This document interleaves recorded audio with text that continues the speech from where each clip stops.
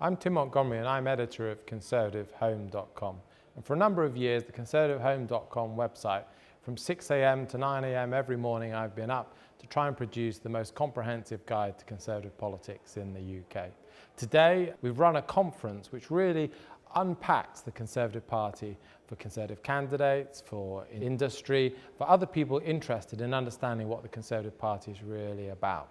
We've profiled the people who are the key insiders, the key influences on David Cameron, and also we've given profiles of the 220 people who are most likely to be Conservative MPs after the next general election. The first presentation of the conference was actually given by me, and it was on the strengths, weaknesses, opportunities and threats of the David Cameron project. One thing that I think particularly was important was the idea that the incoming Conservative government, should it be successfully elected, one of the great challenges that it will face is the ferocity of the public opinion, the way that the public opinion can change very fast and also can become very angry. There isn't the time, the space for mistakes to be made and forgiven anymore.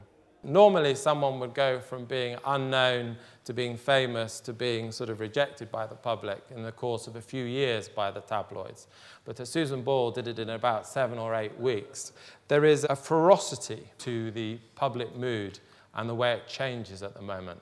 I know the head of communications at the Conservative Party, Andy Coulson, regards this as incredibly significant, perhaps his #1 management issue. So the second major presentation of the day was given by my colleague Jonathan Isaby, and he spent the last 6 weeks researching the backgrounds of the people who hope to be the next generation of Conservative MPs. Whatever happens in the next election, if the Conservative Party wins, the Conservative Parliamentary Party is going to change enormously. Well over half of the Conservative MPs will be new Conservative MPs. And that matters a lot because long after David Cameron has ceased to be the Conservative leader, long after the manifesto which he chooses to be elected on has ceased to be the key document for Conservative policy, these MPs will still be there on the green benches, voting through legislation, being the ministers, perhaps being the next Conservative Party leader.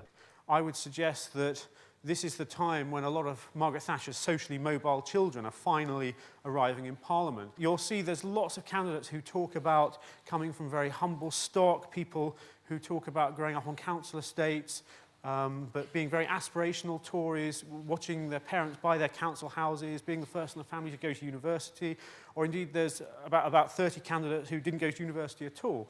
But I would suggest that a lot of this new intake will be the very embodiment of the kind of social mobility and aspiration as envisaged by Margaret Thatcher.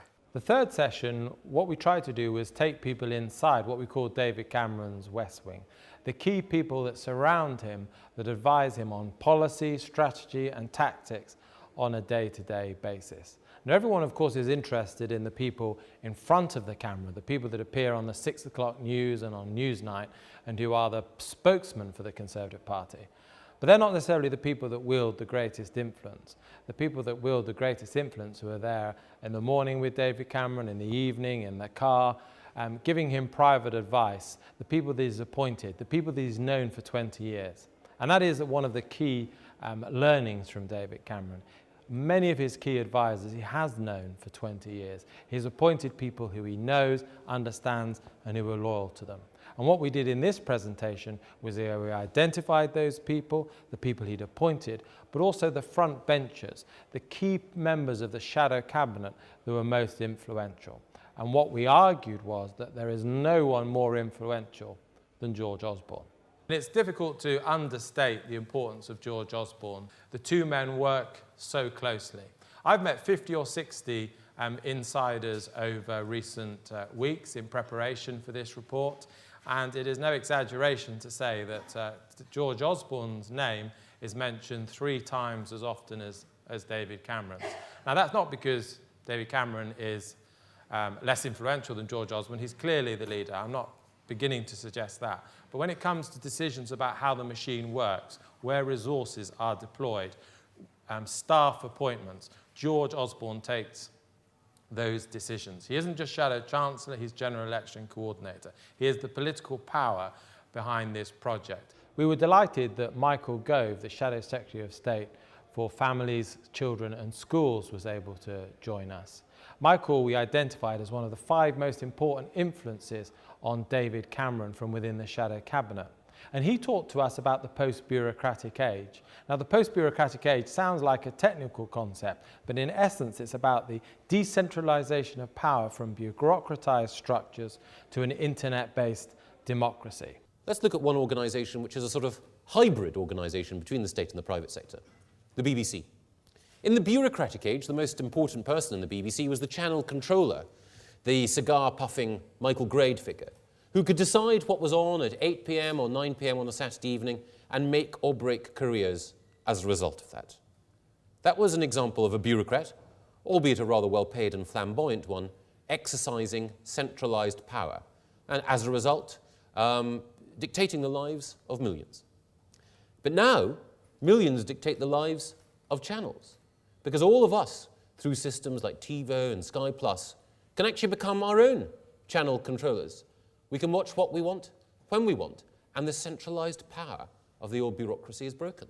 Stephen Shakespeare, the founder of one of Britain's most successful internet companies, Gove, also joined us. And he took this whole concept of the post-bureaucratic age into practical form. He talked about what it actually meant in terms of government contracts, how lobbyists would influence a post-bureaucratic age-informed government. This generation of Conservatives remember all the problems associated with lobbying in the past, and they know, whether they want this change or not, they know that the internet is going to have a profound change on how politics and the relationship between government and business is going to take place. And if you doubt the depth of the revolution to come, then just think about the expenses scandal. This wasn't, in fact, primarily through the internet. As you know, it was freedom of information that a newspaper took up. But it was about how freedom of information on something that, when you think about it, was utterly trivial. The amounts that we were talking about compared to the huge amounts that are wasted in all aspects of government every single day were tiny. But this little bit of information becoming available has, I believe, permanently changed the relationship between MPs and the people, has made the MPs that are there think very differently about their jobs, will profoundly affect how the new intake is going to think about politics. And the one thing that nobody wants to see happen to themselves, no one wants to consider the possibility that one day something they've done, some meeting they've had will come to light and will destroy their career. The day ended with a drinks reception, and we were delighted that party chairman Eric Pickles joined us. And we also had the Shadow Chancellor and General Election Coordinator for the Conservative Party, George Osborne, the person we identified throughout the day as the most important influence on David Cameron and the direction of the modern Conservative Party. So I hope you've gained a small insight into the conference that we have held today, and the first conference held by Conservative Intelligence, the first of many in which we hope to provide the best guide to what we hope will be the next Conservative government. Lots of events planned over the next year and beyond, and if you'd like to know more, please visit conservativeintelligence.com.